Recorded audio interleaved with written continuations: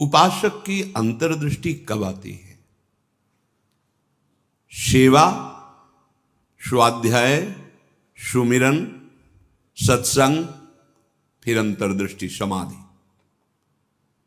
जो सेवा में प्रमादी है, भगवत सेवा, गुरु सेवा, समाज सेवा, वो किसी मार्ग का पथिक नहीं है, किसी मार्ग का पथिक नहीं।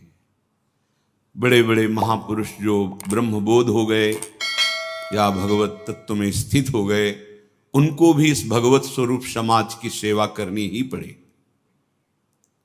शरीर में जब तक हमारे बल है तब तक हमें समाज स्वरूप, भगवत स्वरूप, गुरु स्वरूप, वो एक ही परमात्मा बैठा है, हमें सेवा में तत्पर रहना है।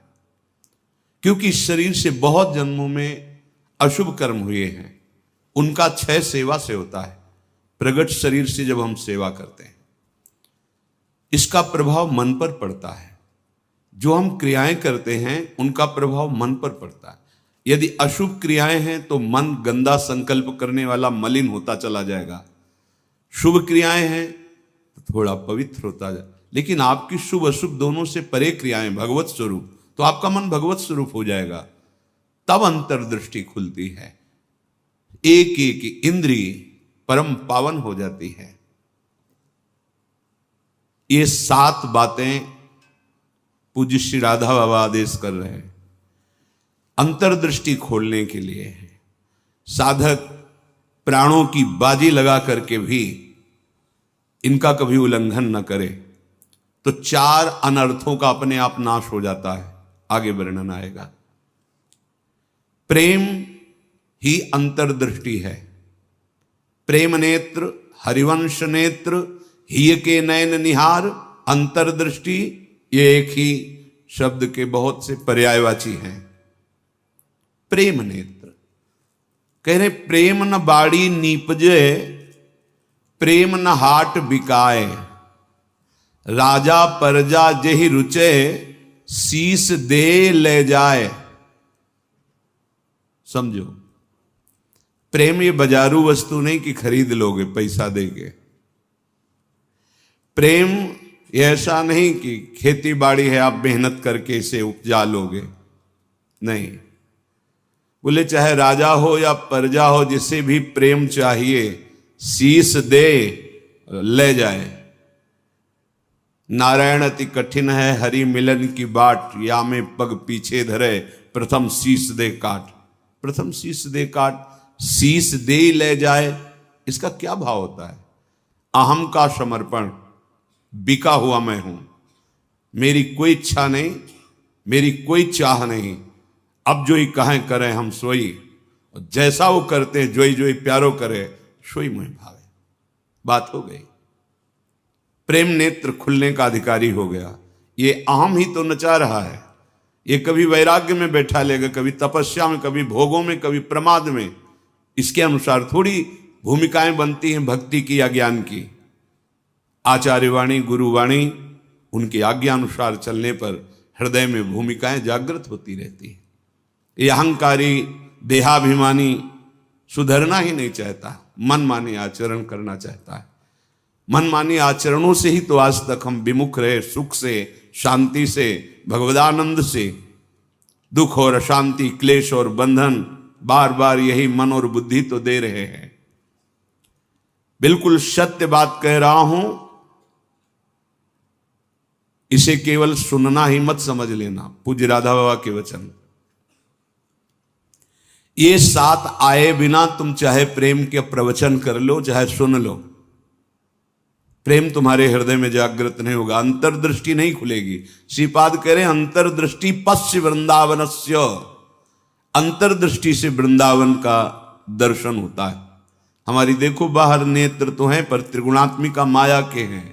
स्त्री दिखाई देती, पुरुष दिखाई देता है, जड़ दिखाई देता है, चैतन्य दिखाई देता है, अच्छा दिखाई देता है, बुरा दिखाई, ये कुछ नहीं। यहां सब चिदानंद वपु, प्रियाजू की सहचरियां और दिव्य एक पत्ते की कांति के बराबर भी महामहिम वैकुंठ नहीं है।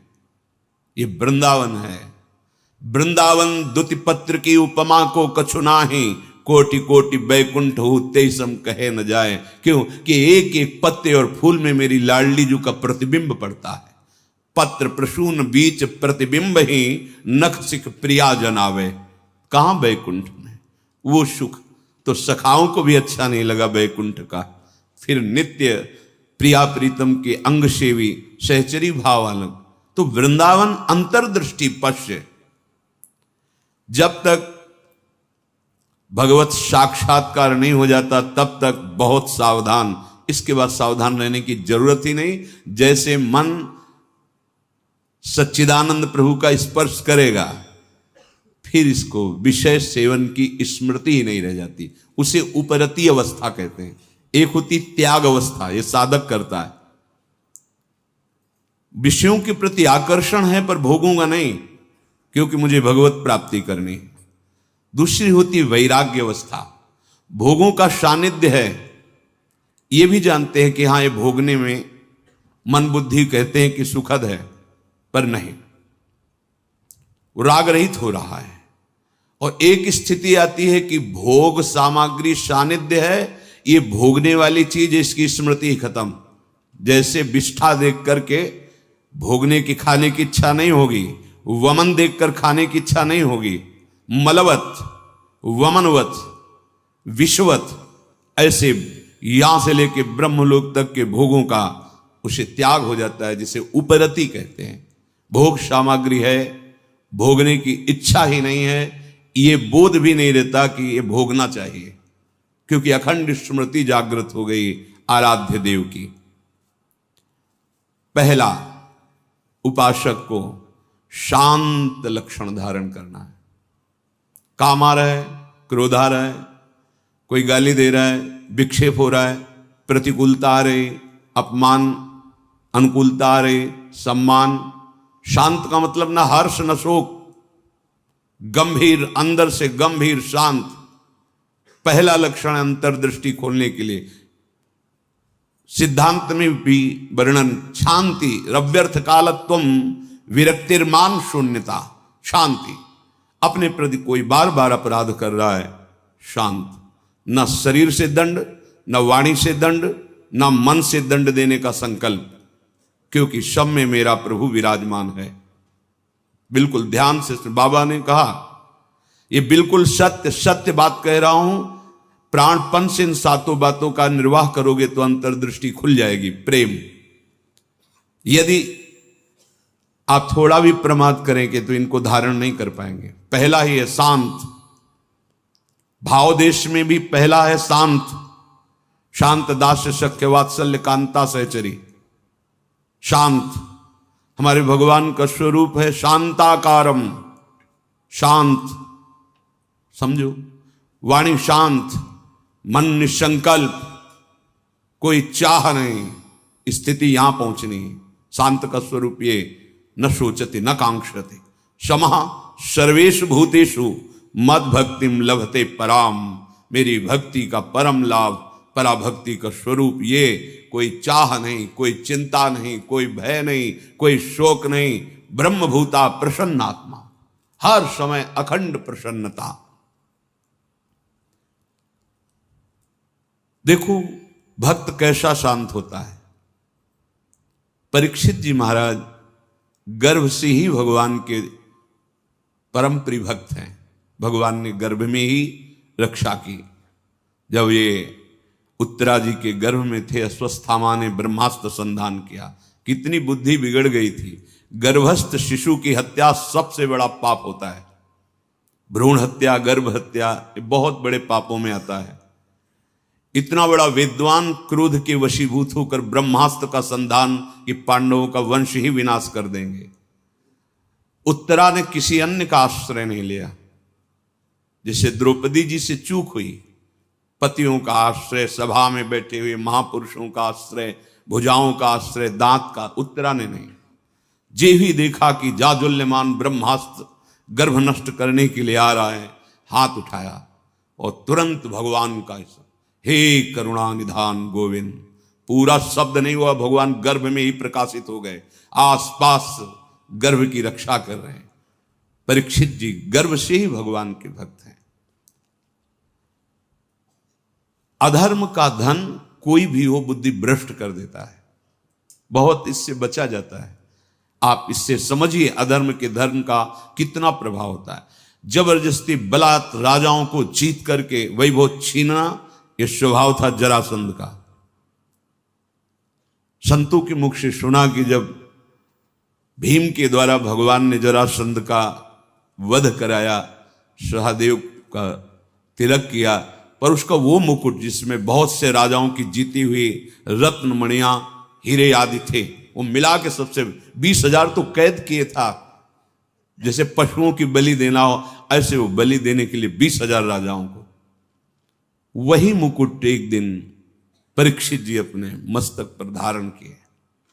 धारण करते ही शिकार खेलने का मन हुआ, चल पड़े शिकार। इतनी प्यास असह्य हो गई कि ऋषि आश्रम में गए। वो समाधिस्थ थे, अपने स्वरूप में स्थित थे। कोई है आश्रम में, मुझे बहुत प्यास लगी है। वहां तो समस्त इंद्रियां, मन, बुद्धि सब चेष्टा रहित है, भगवत स्वरूप में एकदम डूबे हुए, बाहर से शांत, कोई चेष्टाएं न सुना रही न दिखा रही, कोई इंद्री काम नहीं करेगी, क्योंकि सौम्य अवस्था को प्राप्त समाधिस्थ महापुरुष। पता नहीं कैसे ऐसी बुद्धि बदल गई इतने बड़े महाभागवत की। उपेक्षा करके बाहर निकले, देखा एक मरा हुआ सर्प पड़ा था, ऐसे धनुष की नोक से उठाया और ऋषि के गले में डाल दिया। महत अपराध है। साधु का उपहास या इस तरह की चेष्टाएं, उनको इसका भी पता नहीं चला, तो शांत अपने स्वरूप में स्थित हैं। कुछ ब्रह्म ऋषि कुमार देखे कि राजा परीक्षित अंदर गए थे, बाहर गए तो कोई बात ही क्या, वहां गए तो देखा समाधिस्थ थे, उनके गले में मरा हुआ सर्प। तो ऋषि कुमार दौड़ते हुए श्रृंगी ऋषि जहां स्नान कर रहे थे वहां गए और कहा, राजा परीक्षित ने बड़ा उपहास किया, आपके पिताश्री का एक मरा हुआ सर्प गले में डाल दिया। इतनी बड़ी सामर्थ्य कैसे कि समाधिस्थ मेरे पिता का अपमान। तो क्या उन्होंने समझ लिया कि राजाओं के पास ही बल होता है, ब्रह्म ऋषियों के पास बल नहीं होता? नौ किशोर अवस्था है श्रृंगी ऋषि की, उसी जल से आचमन किया और कहा, आज मैं दिखाता हूं कि ब्रह्म ऋषियों का बल क्या होता है। इसने मरा हुआ सर्प मेरे पिता के गले में डालकर एक ब्रह्म ऋषि का अपमान किया। मैं शाप देता हूं, आज के 7वें दिन तक्षक सर्प इसे डसेगा और कोई त्रिभुवन में नहीं बचा पाएगा। ऐसा ही हुआ और दौड़ करके आए और पिता के गले में लग गए। जब वो बहुत देर लिपट के रोए से, तो धीरे धीरे वृत्ति बाहर आई। क्या हुआ, क्यों रो रहे हो? उनका, ये परीक्षित आए हुए थे और आपके गले में मरा हुआ सर्प डाला, आपका अपमान किया। नहीं नहीं, देखो इसमें क्या अपमान होता है? गलती तो हमसे हुई, राजा भगवान का स्वरूप होता है। वो आए थे आश्रम में, अर्घपाद आदि देते, उनको जल पिलाते, उनकी सेवा करते, वो हमारे संपूर्ण प्रजा का शासन करते हैं, सेवा करते हैं, रक्षा करते हैं। हमसे गलती हो गई, रोना नहीं चाहिए। तब किसी ऋषि कुमार ने कहा, ये रोए ही नहीं है, इन्होंने शाप भी दे दिया है। नहीं नहीं, निरपराध राजा को शाप कैसे दे दिया? क्या शाप? 7 दिन में तक्षक काटेगा। गजब कर दिया तुमने। अरे हमसे पूछ तो लेते। अब ये ब्रह्म वाक्य हैं, इतने बड़े ब्रह्म ऋषि वो भी नहीं काट सकते। अपने शिष्यों को भेजा जाओ और परीक्षित को सूचना दे दो, कोई उपाय कर लो अपने परम कल्याण का। 7 दिन में तक्षक सर्प आएगा और डसेगा। जे ही जाके वहां परीक्षित ने मुकुट उतार के ये क्या मेरे से, ये क्या हो गया? मुझे दंड मिलना चाहिए। बहुत पश्चाताप करें, ऐसा उपहास कैसे कर दिया, ऐसा अपराध कैसे कर दिया। इतने में वो शिष्य पहुंचे और कहा, महाराज आपने जो गले में सर्प डाला, बालक होने के कारण श्रृंगी ऋषि ने आपको शाप दे दिया है। निश्चित आपको 7वें दिन महाभयंकर विषधारी तक्षक आएगा और डसेगा, आपको कोई नहीं बचा सकता। आप उपाय कर लीजिए भगवत प्राप्ति का। बहुत हृदय शीतल हुआ। वर्णन है। एकदम हृदय में शीतलता हुई, प्राश्चित हो गया। तत्काल सर्वस्व का त्याग, सम्राट पद पर जन्मेजय का तिलक और गंगा के किनारे का 7 दिन तक भगवान शुकदेव जी के द्वारा गाई हुई भगवत चर्चा श्रवण की और बीच में प्रार्थना की थी कि भगवान आप चिंता मत कीजिए, ये भूख और प्यास मुझे अब परास्त नहीं कर सकती। जिस प्यास से पीड़ित होकर के हमने गले में सर्प डाला था, आज उसी प्यास को मैं पराजित कर रहा हूं आपके श्रीमुख से सुने हुए भगवत वचन। विचार करो, इतने बड़ा श्राप सुनने के बाद उनके हृदय में कोई शोक नहीं, शांत हृदय, 7 दिन कुछ खा पी नहीं रहे, शांत हृदय। भक्त का हृदय शांत होता है। उनके गले में सर्प डाला हुआ शांत नहीं हुए, कोई बात नहीं। अगर हम भगवत दर्शन करना चाहते हैं, महासुख में निमग्न होना चाहते हैं, दुख मिटाना चाहते हैं, तो शांत होना स्वभाव में लाएं। अशांत स्वभाव नहीं। अशांतस्य कुतः सुखम। अशांति अगर हृदय में होगी तो बहुत पाप बन जाएंगे, कड़ुआ बोलोगे, गंदे आचरण बन जाएंगे, हिंसा आदि दोष भी उत्पन्न हो सकते हैं। इसलिए पहला अंतर्दृष्टि खोलने के लिए शांत, हमारा भाव भी पहला शांत भाव। ये मार्ग का पथिक भी शांत मार्ग का पथिक है। शांत शब्द को पकड़ो, अशांति अंदर से है दबा लो।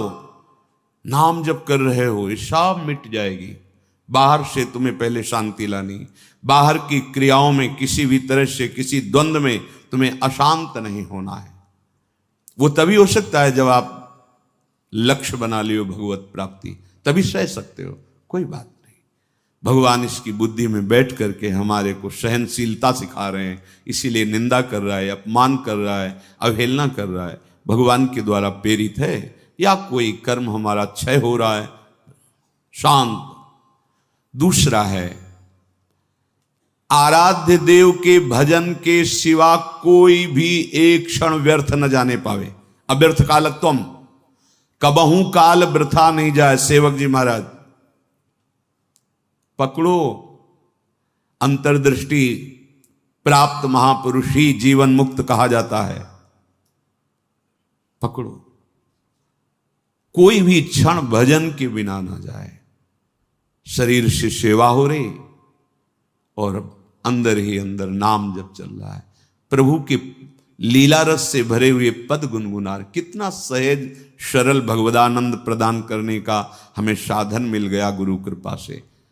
सेवक शरण सदा रहे, अनत नहीं विश्राम। कह वाणी हरिवंश की, कह हरिवंश ही नाम। या तो नाम मंत्र चल रहा है और या वाणी जी गुनगुना रहे हैं, एक क्षण भी न जाए। देखो, प्रयास करो। गुरु कृपा बल में ऐसी सामर्थ्य, अहंकार में नहीं। एक क्षण भी भजन के बिना ना जाए, अंतर्दृष्टि तभी खुलेगी। तीसरा, ये विश्वास कर लो, संसार के किसी भी भोग में सुख नहीं है। कभी तुम्हें तृप्ति नहीं मिल सकती, क्योंकि है ही नहीं। ये भूत के लड्डू हैं, चाहे जितना खा लो पेट नहीं भरेगा, और ना खाओ तो ललचाते रहो। इसलिए तुम्हारा ललचाना ना हो, नाम जप करो। ये विश्वास करो महापुरुषों के वचनों से, भोगों में सुख नहीं है। कितना भोगोगे? महाराज ययाति ने अपने शरीर से तो यौवन अवस्था का भोग किया ही, अपने पुत्र की यौवन अवस्था लेकर फिर भी तृप्ति नहीं हुई। तब उन्होंने कहा, संपूर्ण संसार के सब भोग भगवत विमुख व्यक्ति एक को दे दिए जाएं तो भी वो तृप्त नहीं हो सकता, क्योंकि नहीं है। कल किसी ने प्रश्न किया था, ऐसा ऐसा हमने सैकड़ों ऐसा ऐसा सब किया, तो हमने कहा ईमानदारी से बताना, वृंदावन में बैठे हो, क्या तुम्हारी तृप्ति हुई, क्या सुख हुआ? तो चिल्ला के रो के बोला, नहीं, नहीं होगी। विनिश्चितम बदामि तेन अन्यथा वचांस। गोस्वामी जी के, मैं झूठ नहीं बोल रहा, सत्य कह रहा हूं। हरिम भजन्ति, बिना भजन के तुम्हारे इंद्रियां, तुम्हारा मन, तुम्हारा हृदय शीतल हो ही नहीं सकता, विश्राम पा ही नहीं सकता। ये जलाती रहेंगी कामनाएं, तृष्णा, वासनाएं। इसलिए पहले समझ लो, गुरुजनों के वचन मान लेने से निकल जाओगे। अगर अनुभव करने की चले भोग राज्य में, तो आज तक कोई ऐसा नहीं हुआ कि स्वयं लौट पाया हो। हमारी आपकी तो बात जाने दो, बड़े बड़े महापुरुषों में। एक उदाहरण, आद्य गुरु भगवान शंकराचार्य जी नवीन किशोर अवस्था में ही पूरे विश्व को अपने प्रकांड ज्ञान के द्वारा परास्त कर दिया।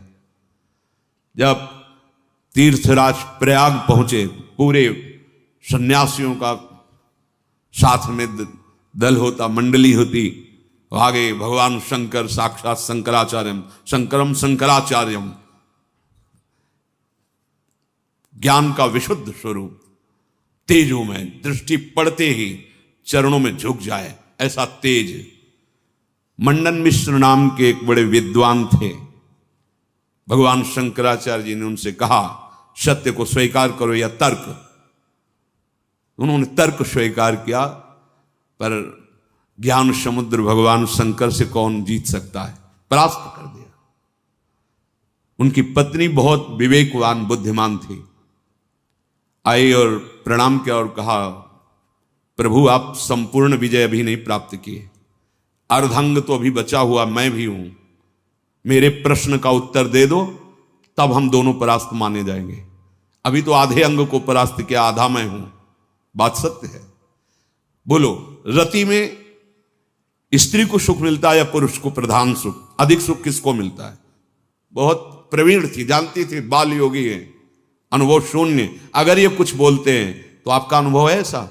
क्योंकि सत्य विषय का तो अनुभव है, असत चेष्टाएं तो की ही नहीं, तो कैसे इनको अनुभव होगा? तो चुप हो जाएंगे। पूछा, मुस्कुरा दिए भगवान शंकराचार्य, समय चाहिए इसके लिए। हाँ देती हूं।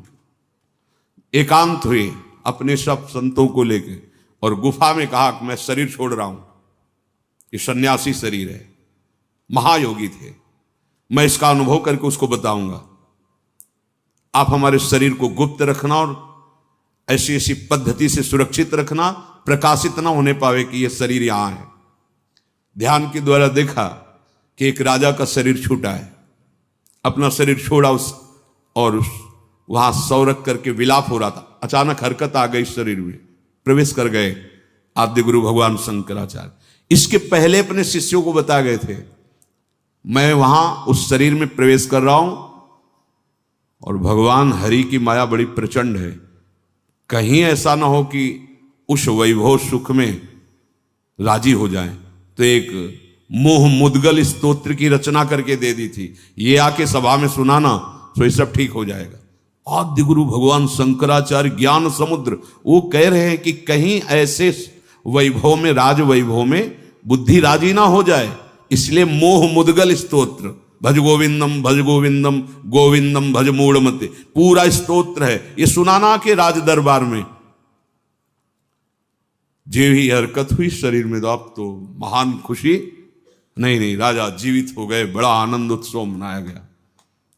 अब शरीर तो राजा का, लेकिन अंदर योगी, महायोगी, लौकिक चेष्टाओं का बिल्कुल ज्ञान नहीं। रानी बहुत बुद्धिमान थी, समझ गई कि राजा तो पधार गए हैं, इनके शरीर में किसी योगी का आवेश हुआ है। कोई योगी तो क्या, हमारे राजा ही तो है ना। उसने गुप्तचरों को आदेश किया, कहीं भी किसी योगी का शरीर दिखाई दे तो उसको तत्काल नष्ट कर दिया जाए। पहले ही भगवान शंकराचार्य जी ने गुप्त रख लिया था, बता दिया था सुरक्षित रखना। सारी चेष्टाएं उनको सिखाई रानी ने। वास्तविक काफी समय हो गया, शिष्य इंतजार करते रहे, भगवान शंकराचार्य जी वापस ही नहीं हुए। ये मोह मुद्गल स्तोत्र जाके कहा तो बस गा करके वो बाहर निकले। भगवान शंकराचार्य जी अंतर्धान, तो राजा का शरीर फिर ऐसे वाके फिर बताया। तो भोगों में और योग में दोनों के अनुभव करके बड़े बड़े महापुरुषों ने देखा, केवल भ्रम, कहीं कोई सुख नहीं। हम महापुरुषों के वचनों को माने, अनुभव करने के लिए ना चले। अनुभव करने के लिए जब गए तो आद्य गुरु भगवान शंकराचार्य भी अपने शिष्यों को मोह मुद्गल प्रहार करके मोह का नाश करना, क्योंकि उस शरीर में जाने पर हो सकता है मोहबद्ध कर, ये भगवान की प्रचंड माया है।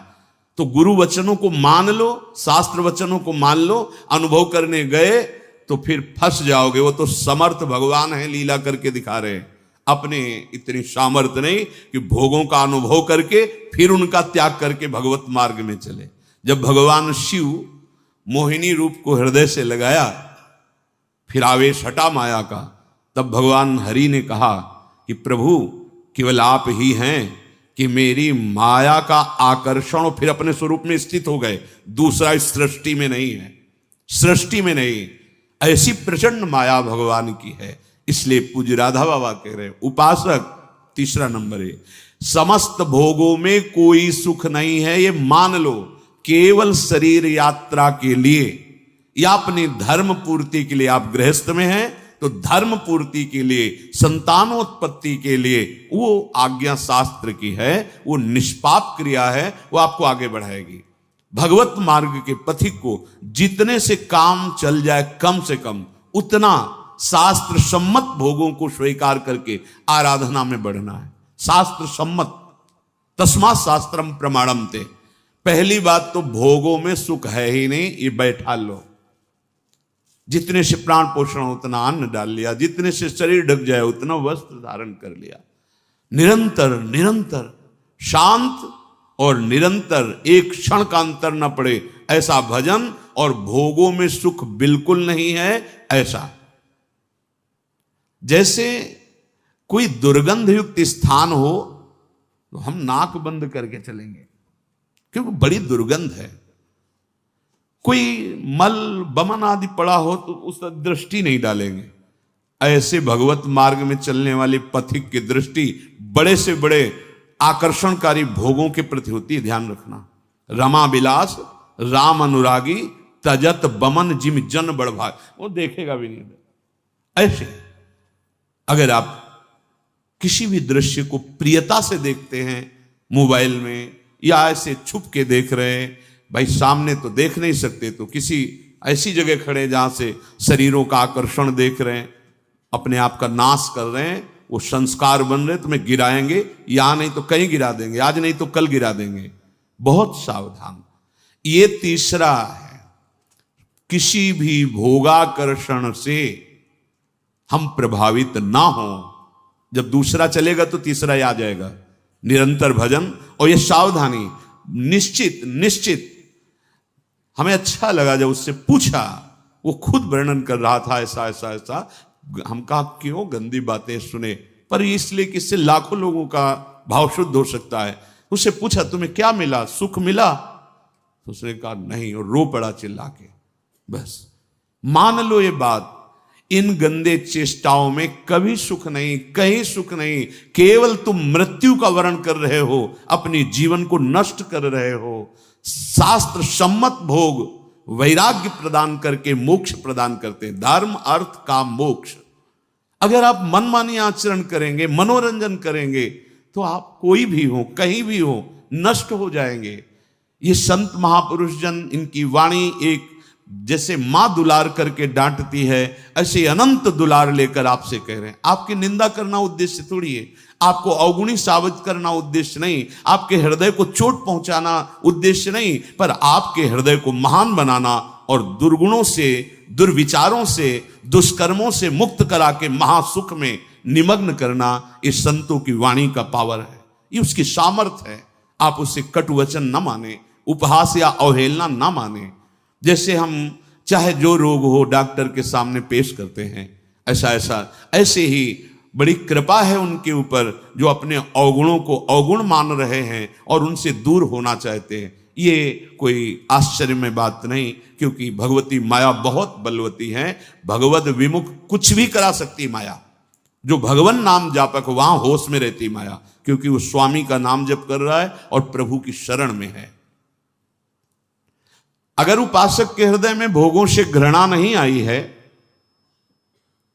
तो अभी उपासना का रंग नहीं, नाम जप नहीं चल रहा पक्का। हृदय की बात कहता हूं। आप देखो, एक दिन चला के नाम देखो 24 घंटे,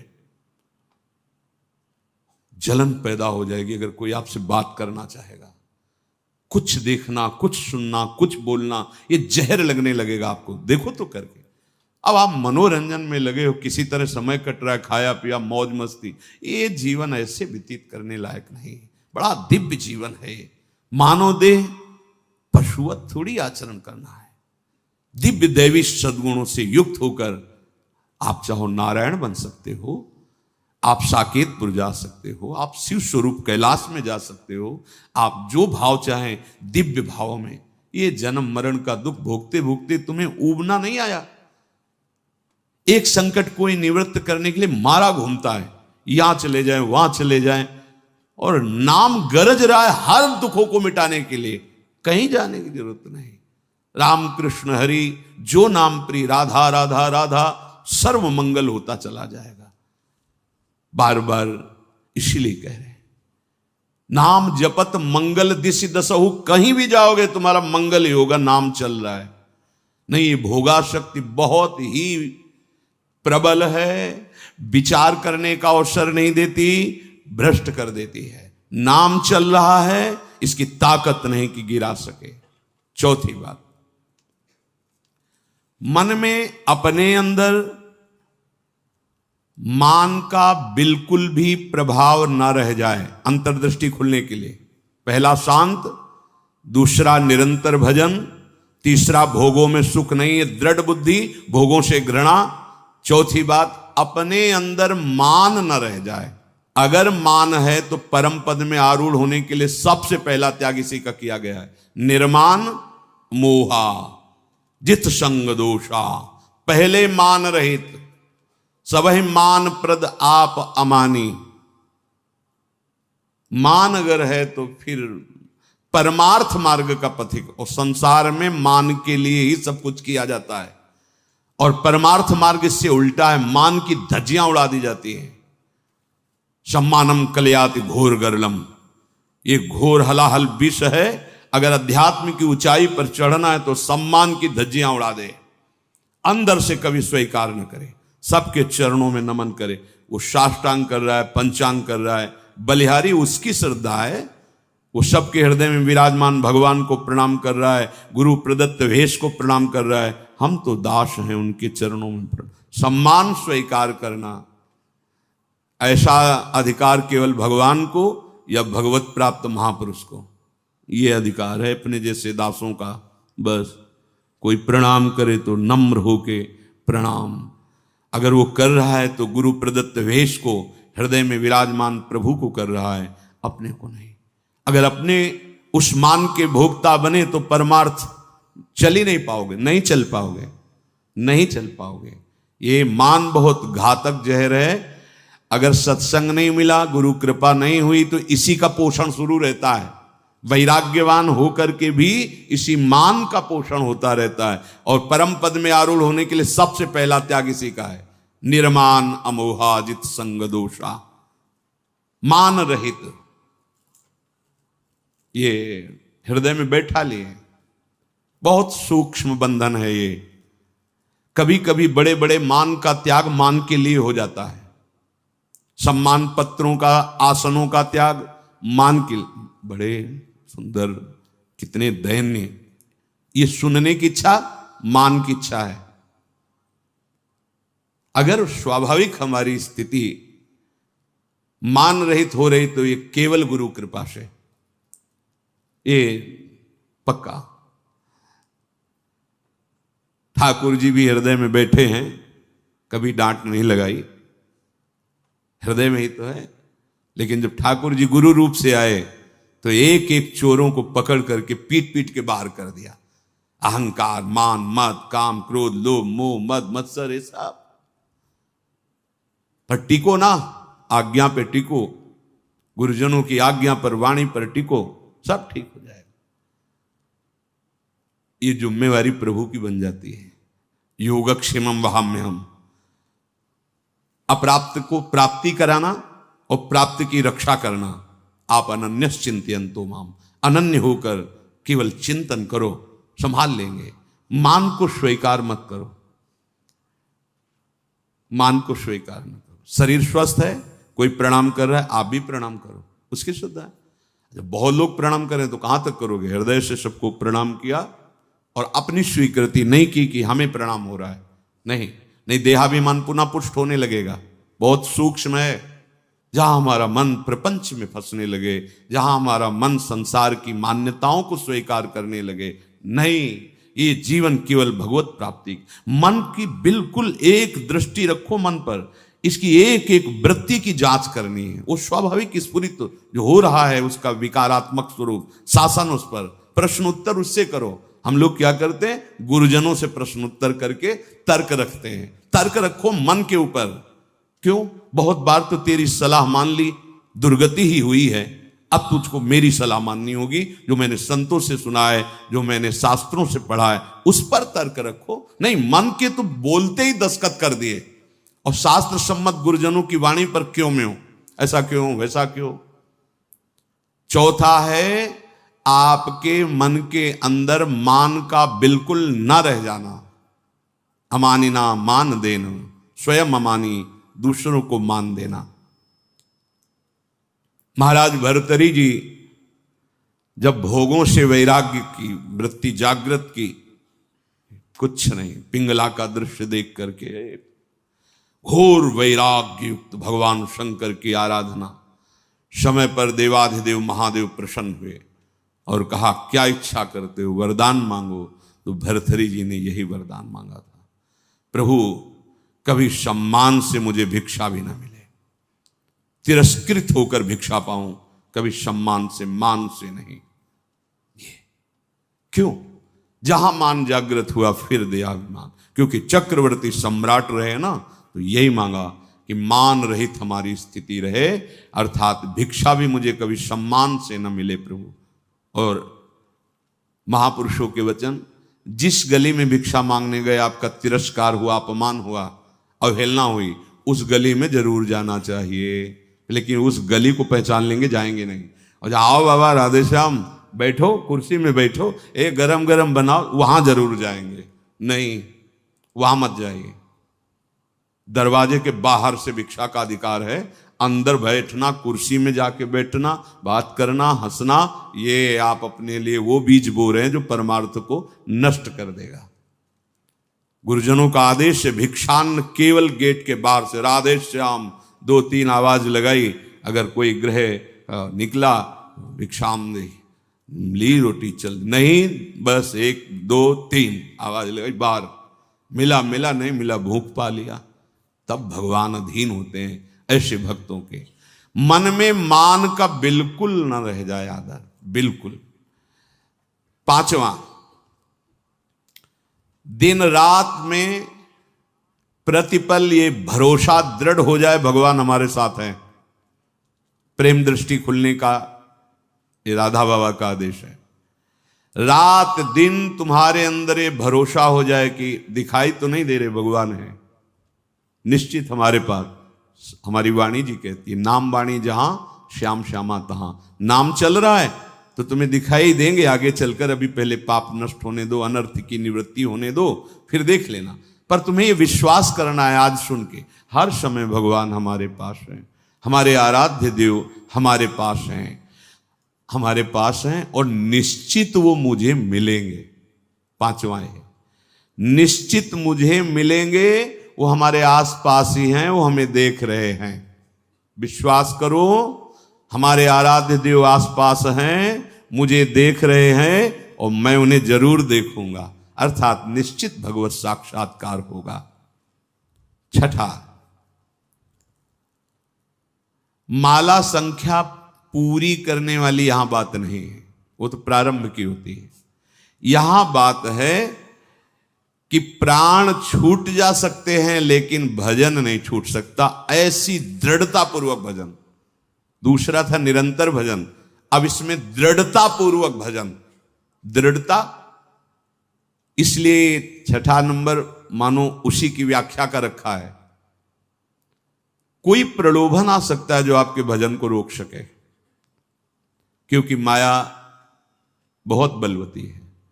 कोई वासना दबी होगी, वही वासना का सारा भोग सामग्री फ्री, एकांत भोगो इसको, क्योंकि आप बहुत ऊंचाई पर चढ़ने जा रहे हो, भोगो इनको। लेकिन भगवत साक्षात्कार करने वाला किसी प्रलोभन में प्रभु देखो, त्रिभुवन की राज्य लक्ष्मी देने पर भी आधे पल के लिए, याद हो गया होगा आपको, सैकड़ों बार कहा है, आधे पल के लिए भी अपने प्रभु का विस्मरण नहीं, इसे दृढ़ता कहते हैं। और भयानक से भयानक पीड़ा और कष्ट होने पर भी प्रभु का विस्मरण नहीं। देखो यहां तो जरा सा कुछ विक्षेप हो गया तो भजन ही नहीं है, भजन ही नहीं है। वैसे ही भजन ने बिना विक्षेप के, फिर शारीरिक कोई पीड़ा, कोई बहादुर आदमी वही होता है जब उसके घाव लगते हैं ना रणभूमि में, तो उसको और आवेश आता है शत्रु को मारने का। ऐसे ही उपासक होता है, बुखार है, कष्ट है, पीड़ा है, नाना प्रकार के दुख हैं, उसको और आवेश आता है, पहले से भी और अधिक नाम जप। ये जीतने का मार्ग है, हारने का नहीं। जीतो, हर विषय को रौंदो, हर विक्षेप को रौंद दो नाम बल से। भजन नहीं छूट, नहीं मन लग रहा चिल्लाओ राधा राधा राधा राधा राधा। ऐसे अगर तुम मन फंसा लेगा, जान गया कि जरा सा दुख दो भजन छोड़ देगा।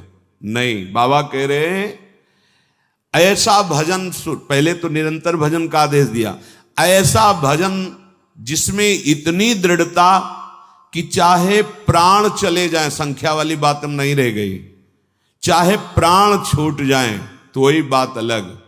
जैसे एक जगह महापुरुषों के वचन सुने थे, या तो गाढ़ नींद में हो तो तुम्हारी बात अलग, और या मृत्यु में मूर्छा में हो तो तुम्हारी बात अलग। नहीं, अगर चेतना है तो नाम नहीं छूटेगा, चेतना है तो नाम नहीं छूटने देंगे।